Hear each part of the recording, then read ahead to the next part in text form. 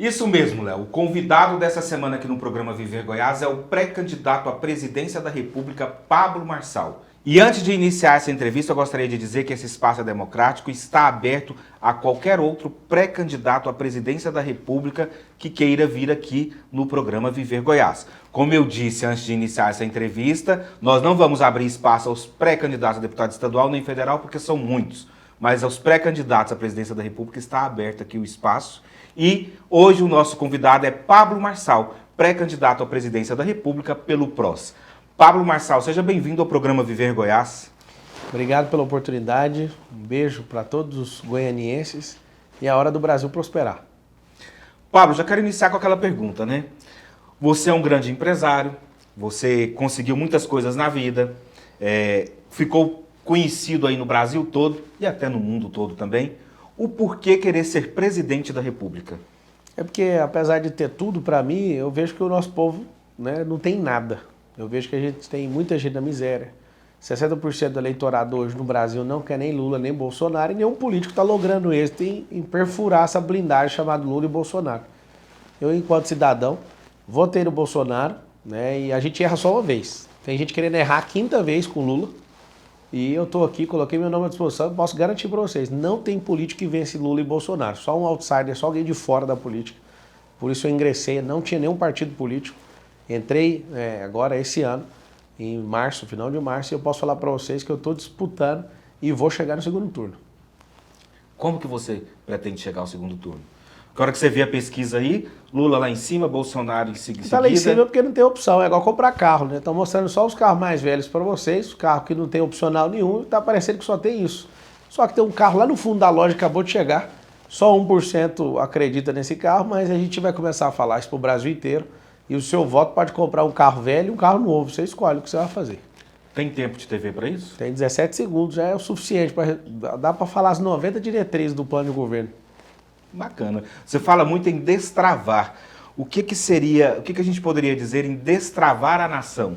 É pegar os 12 perfis de brasileiros, né, mostrar para cada um onde eles estão e o que eles precisam fazer para subir de nível. A gente precisa de ativar a veia empreendedora, a gente precisa de virtualizar, precisa de investir em tecnologia nesse país e transformar a educação, né, mudando a mentalidade desse povo.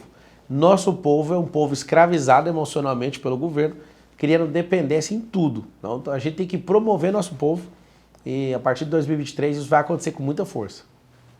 Pablo, eu assisti sua convenção, Convenção Nacional do PROS, e eu vi a sua esposa ali, inclusive do seu lado, você junto com seus filhos, e sua esposa discursando, falando que pretende realmente ser primeira-dama do Brasil. Como que você vê isso? É uma parte muito boa, ela que estava resistente, né? Ela foi a primeira pessoa que eu, né, cheguei e contei desse chamado no meu coração. Ela ficou contra no começo e depois ela falou, estou com você e não abro. E ouvir ela falando aquilo publicamente representa um avanço muito grande, né, nessa decisão e nesse tempo novo que o Brasil vai viver. Pablo, você é goiano, trabalhou na Oi, em vários discursos você afirmou isso. Como que você pretende desenvolver sua campanha aqui no estado de Goiás? Do mesmo jeito que vai ser no Brasil inteiro, né? No meu plano de governo tem o que eu vou fazer para cada região. E a candidatura de presidência da República ela é gigantesca, né? Então eu rodei 32 mil quilômetros em 10 dias, só descendo em aeroportos, conectando com gente, e eu vejo que é a hora, né, da gente visitar as poucas cidades, não dá para visitar muitos, aqui em Goiás tem 257 municípios, agora imagina Minas, são 853, em São Paulo, salvo engano, é 642, então eu vou nas 200 principais cidades e em Goiás deve ter umas 5.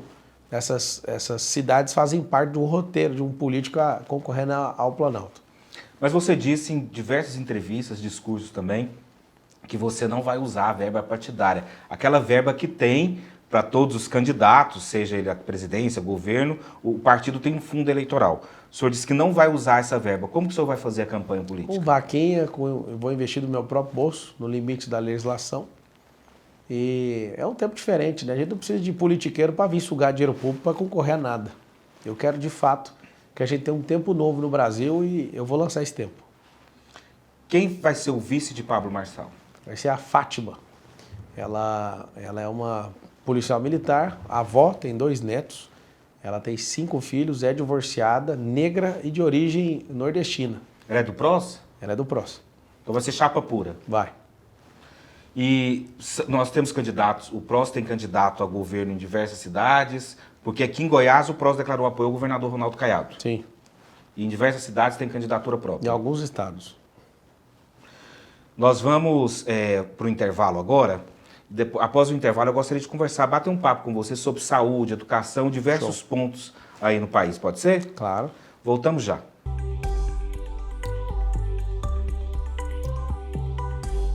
Isso mesmo, voltamos aqui para um bate-papo com o pré-candidato à presidência da República, Pablo Marçal. Ele que é pré-candidato pelo PROS.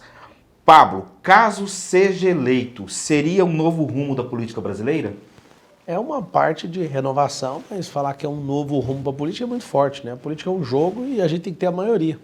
E a maioria precisa ser construída e oxigenada a cada eleição.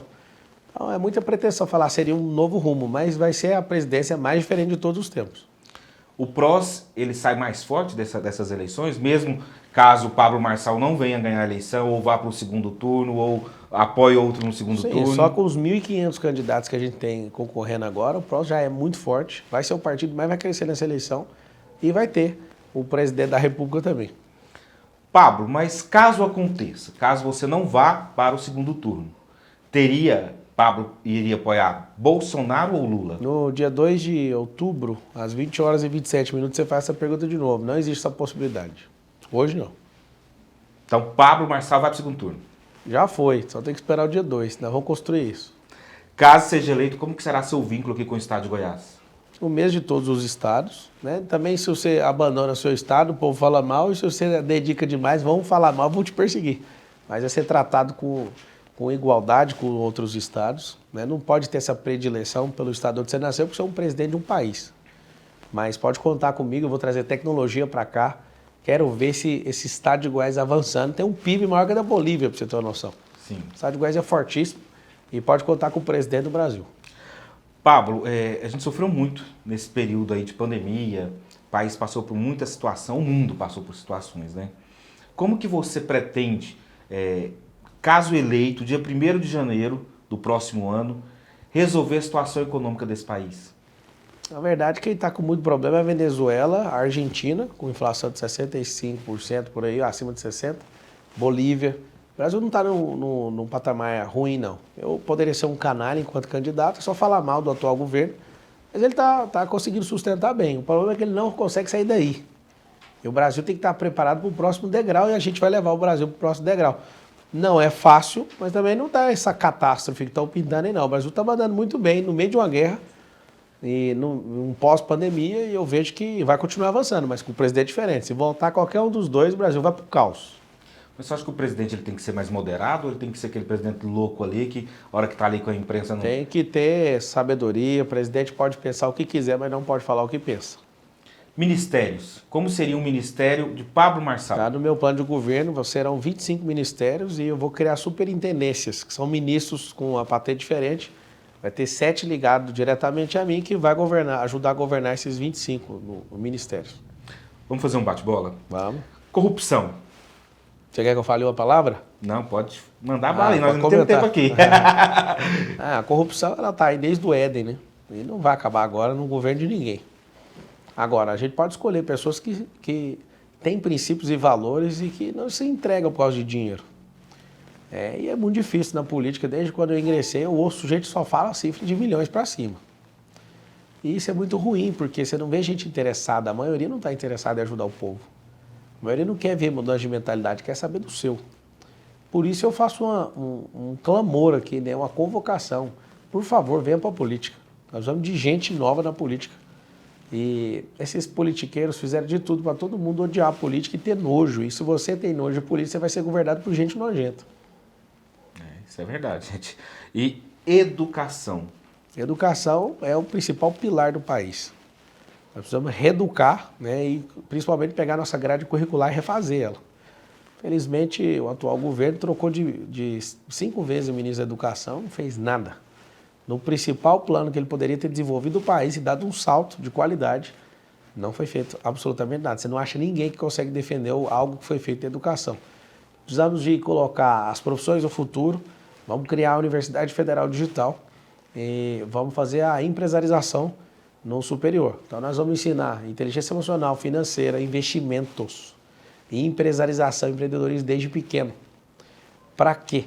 Para a criança crescer já sabendo o que ela pode fazer. Imagina, desde pequeno aprendendo a investir, a cuidar das finanças. Isso vai ser surpreendente no Brasil.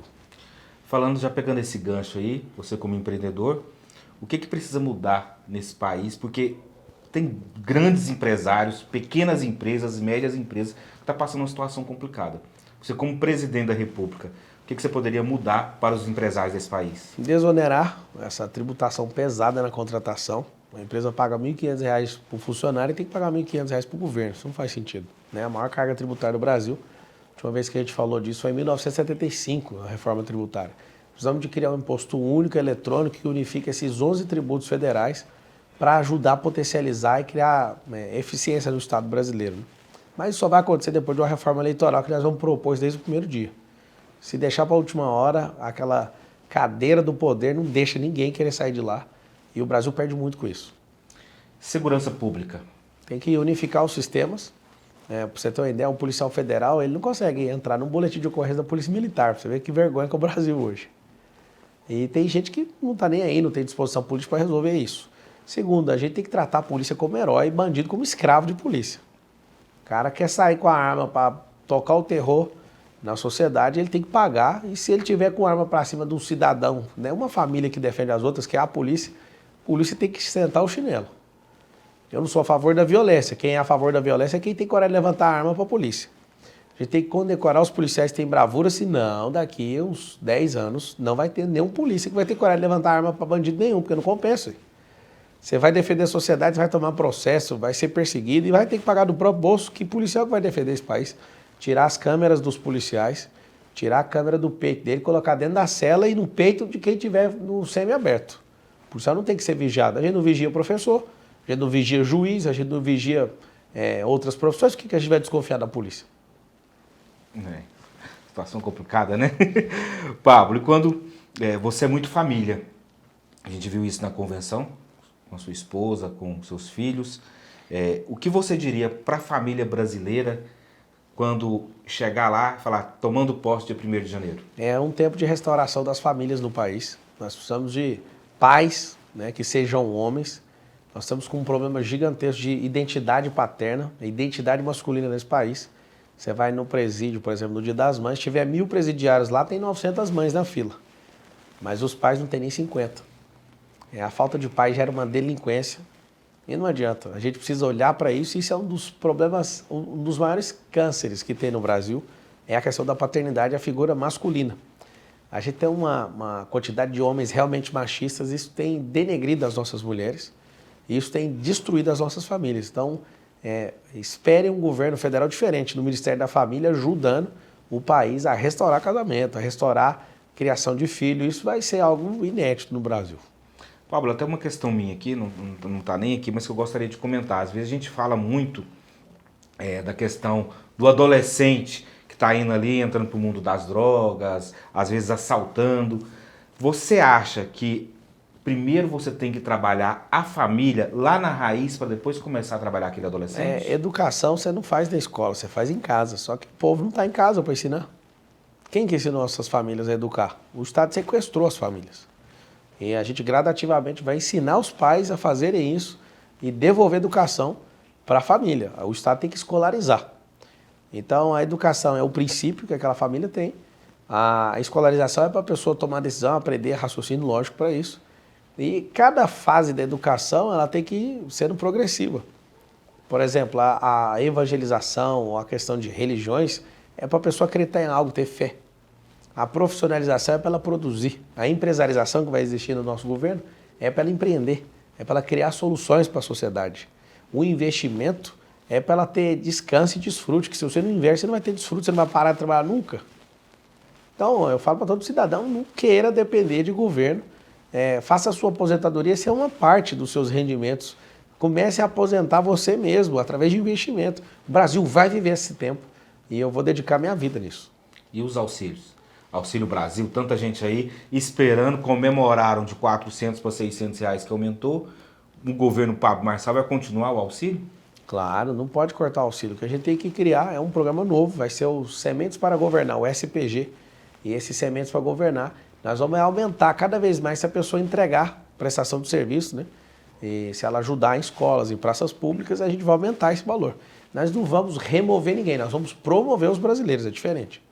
Mas e no caso, se desse o auxílio, muita gente precisa do auxílio, muita gente passa fome realmente, precisa, tem gente que não precisa, mas no caso, se o governo der o auxílio e junto com esse auxílio o governo também pudesse dar, como que eu posso dizer, cursos técnicos para essas pessoas. Mas é isso que nós vamos fazer, profissionalizar e empresarizar. Tem gente que está hoje ganhando o Auxílio Brasil que vai ter empresa no ano que vem, você vai ver. E quando a gente fala em cultura, como vai ser? Porque teve uma briga aí nos últimos dias que a lei Rouanet, a lei não sei o que lá, o artista tal pegou tal valor e devolveu tal valor. Como que vai ser essas leis de cultura no seu governo? Um povo sem cultura é um povo sem história. Foi uma tacada muito errada do Bolsonaro em acabar com o Ministério da Cultura. Nós vamos recriar, está no plano de governo, recriar o Ministério da Cultura e promover os artistas pequenos. Nós não vamos colocar dinheiro público em quem tem dinheiro, não faz sentido. Dinheiro público é para favorecer quem não tem oportunidade, quem não tem recurso. Pablo, o turismo sofreu muito com a pandemia. E de repente os voos começaram a andar aí pelo Brasil, e o aeroporto cheio, lotado. De repente o voo foi lá em cima também. O diesel subiu muito e agora está tendo uma baixa no turismo. O que você acha daqui 6 meses, sendo eleito presidente da República, como que pode mudar a situação turística, tanto dentro do país, que hoje se você for para fora do país, é mais em conta do que você visitar aqui dentro. A Argentina está quebrando, é mais barato ir para a Argentina do que ir para o Nordeste, né? Sim. Então, a gente precisa absolutamente atrair a atenção do mundo inteiro, né? Pra você ter uma noção, o elevador da Torre Eiffel, lá na França, recebe mais turistas que o Brasil inteiro. Tem uma cidade nos Estados Unidos chamada Orlando, que ela recebe 80 milhões de turistas por ano. O Brasil recebe 6 milhões. Uma cidade sozinha nos Estados Unidos ganha do Brasil inteiro, que é do tamanho do continente. Ou seja, aqui não tem turista. Se a gente não mexer na educação, não mexer na infraestrutura, não mexer no turismo, a gente não vai receber essas pessoas. O Brasil não tem infraestrutura para isso. Então, vou bater pesado nisso. Por quê? Porque se o turismo nosso cresce, o investimento internacional também. Você vê, eu estou construindo... Estou com a ideia ainda, né, mas já está bem viabilizado de fazer loteamento. Eu tenho vários loteamentos, sou loteador, de fazer loteamento nos Estados Unidos, porque eu vi o turismo forte e falei, aqui é um lugar para fazer isso, em Orlando, no caso, em Kissimmee. E por que eu estou falando isso? Porque se a gente cresce no turismo, cresce também a oportunidade de investimento exterior e a gente precisa desse investimento internacional no Brasil. Bacana. Pablo, nós estamos quase terminando a nossa entrevista aqui.